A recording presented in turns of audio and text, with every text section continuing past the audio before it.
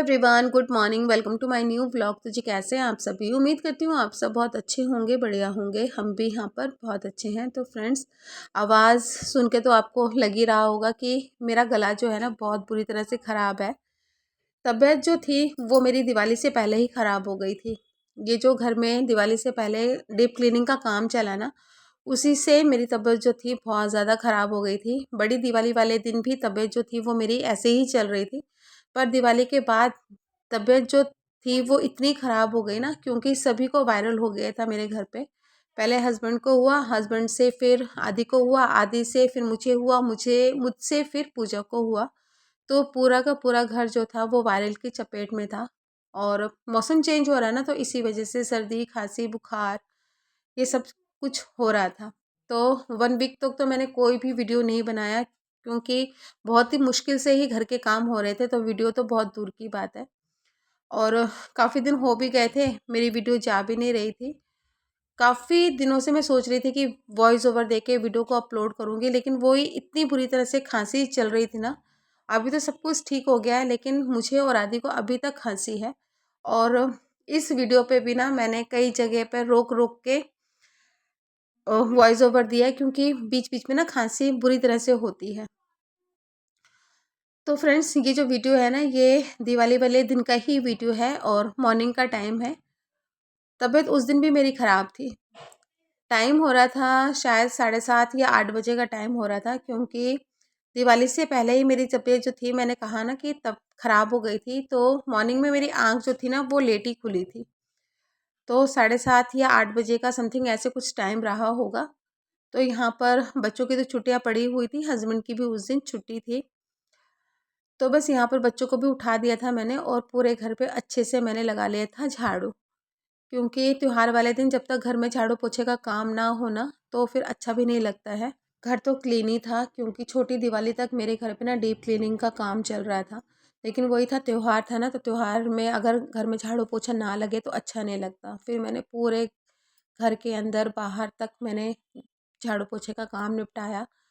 फिर उसके बाद आदि को मैंने नहला दिया था। और आदि को तो दिवाली से पहले ही इशू चल रहे थे, और उसके इशू चल रहे थे उसके पेट को लेकर। काफ़ी दिनों से वो बोल भी रहा था कि मम्मा मेरे पेट में दर्द हो रहा है, मेरे पेट में दर्द हो रहा है। फिर स्कूल से भी फ़ोन आ जाता था कि मैम आदित्य को लेके जाइए, इसको स्टमक पेन हो रहा है, इसको डॉक्टर को दिखाइए। फिर हम लोग डॉक्टर के पास आदि को लेके जाते थे। फिर डॉक्टर के पास लेकर गए, फिर डॉक्टर ने चेकअप वगैरह किया, मेडिसिन वगैरह लिख के दिया, मेडिसिन वगैरह खिलाई। उसके बाद भी इसके पेट में दर्द होता था। तो फिर हम दोबारा आदि को डॉक्टर के पास लेकर गए। फिर दोबारा डॉक्टर ने दवाइयाँ जो थी वो चेंज करी, और बोला कि इस बार भी अगर दवाई खाकर उसके पेट में दर्द होता है तो फिर इसका ब्लड टेस्ट कराएंगे और अल्ट्रासाउंड करवाएंगे। तो फिर जो दवाई डॉक्टर ने चेंज करके दी वो मैं भी खिला रही थी उसको। उसके बाद भी ये बीच बीच में बोलता था कि मम्मा पेट में दर्द हो रहा है। फिर हम लोग फिर डॉक्टर के पास लेकर गए। फिर डॉक्टर ने अल्ट्रासाउंड और ब्लड टेस्ट लिख के दिया। फिर जिस दिन छोटी वाली दिवाली थी ना, हमारे घर का क्लीनिंग का काम चल रहा था। इसी बीच हस्बैंड फिर आदि को लेकर गए, आदि का ब्लड टेस्ट करवाया और अल्ट्रासाउंड वगैरह कराया। क्योंकि बच्चा है, बार बार बोल रहा था कि मम्मा पेट में दर्द हो रहा है, पेट में दर्द हो रहा है। फिर मेडिसिन वगैरह भी खिला रहे थे, फिर भी बोलता था कि पेट में दर्द हो रहा है। तो फिर इग्नोर नहीं किया जा सकता था। तो फिर हस्बैंड लेकर गए उसी दिन, उसका फिर ब्लड टेस्ट करवाया, अल्ट्रासाउंड वगैरह कराया। फिर शाम को हस्बैंड रिपोर्ट लेकर आए। फिर अगले दिन हम लोग रिपोर्ट लेकर डॉक्टर के पास में गए। फिर डॉक्टर को दिखाया, रिपोर्ट सारी आदि की नॉर्मल आई है। मेडिसिन अभी डॉक्टर ने लिख के दी है, तो अभी मेडिसिन जो है ना वो कंटिन्यू है। लेकिन वही है कि बीच बीच में बोलता है कि मम्मा पेट में दर्द हो रहा है। फिर एक बार डॉक्टर को दिखाना पड़ेगा कि बार बार पेट में दर्द बोलता है तो ये दर्द क्यों हो रहा है। तो बस इन्हीं सब चक्करों में हम लोग लगे हुए थे। उसके बाद घर में डीप क्लीनिंग का काम स्टार्ट हुआ। डीप क्लीनिंग का काम करते करते इतनी ज़्यादा, मतलब मेरे शरीर के अंदर थकान आ गई थी कि मैं एकदम से ना तबीयत ही मेरी ख़राब हो गई थी। तो बस यहाँ पर आदि को मैंने नहलाया। आदि को नहलाने के बाद फिर मैंने उसको ब्रेकफास्ट वगैरह दे दिया था, क्योंकि उसको मेडिसिन वगैरह लेनी थी। तो मेडिसिन वगैरह दिया। मैं नहाई, नहा के मैंने घर के मंदिर में दिया बाती वगैरह कर लिया था, और यहाँ पर मैं लगी थी अपने छोटे मोटे काम करने के लिए, क्योंकि तबीयत तो वैसे ही मेरी ठीक नहीं थी। और छोटी छोटी क्लिप ही मैंने ली है, ज़्यादा वीडियो मैंने नहीं बनाई थी, क्योंकि मन ही नहीं करता है ना, जब तबीयत ठीक नहीं रहती तो मन भी नहीं करता है ऐसे में वीडियो बनाने का। तो बस ज़्यादा वीडियो मैंने नहीं बनाई थी। तो ये जो बेडशीट मैंने बेड में बिछाई है ना, तो ये नई है, लास्ट ईयर में लेकर आई थी इसको। तो मैंने इसको संभाल के रखा था कि पता नहीं इस साल दिवाली में बेडशीट नहीं आती है कि नहीं आती है, तो संभाल के रखा था। तो इस दिवाली में ये मेरे बिछाने के काम आ गया। तो बस ये सब काम कर ही रही थी, इतने में मम्मी भी आ गई थी दिवाली की मिठाई वगैरह देने के लिए। तो मम्मी ने मिठाई वगैरह दी हम लोगों को। उसके बाद दोनों बच्चों को लेकर मम्मी चली गई थी छोटी वाली सिस्टर के ससुराल, वहाँ पर मिठाई वगैरह देने के लिए। इस बीच ना हम लोग आ गए थे मार्केट में, क्योंकि मुझे करनी थी अपने घर के लिए शॉपिंग। और जो शॉपिंग मैंने की थी ना, वो मैंने बड़ी दिवाली वाले दिन ही की थी। और मार्केट जो था, ये तो धनतेरस से पहले ही इतनी ज़्यादा भीड़ थी मार्केट में कि पूछो ही मत। फिर हम लोग चले गए थे कॉम्बैट। कॉम्बैट से हमने पूजा का कुछ सामान वगैरह लिया, और उसके बाद आ गए थे घर। तो घर पे आके मैं आप लोगों को अपनी दिवाली की शॉपिंग दिखा रही हूँ। तो सबसे पहले बेडशीट जो मैं बच्चों के लिए लेकर आई थी बेड में बिछाने के लिए, और ये जो कवर आप देख रहे हो, तो ये सेंटर टेबल के लिए है। तो ये ना मेरे सोफ़ों से मैच कर गया था, तो मैंने झट से जो सेंटर टेबल होती है ना, उसका कवर मैंने ले लिया था। और ये है मेरा सोफ़ा कवर।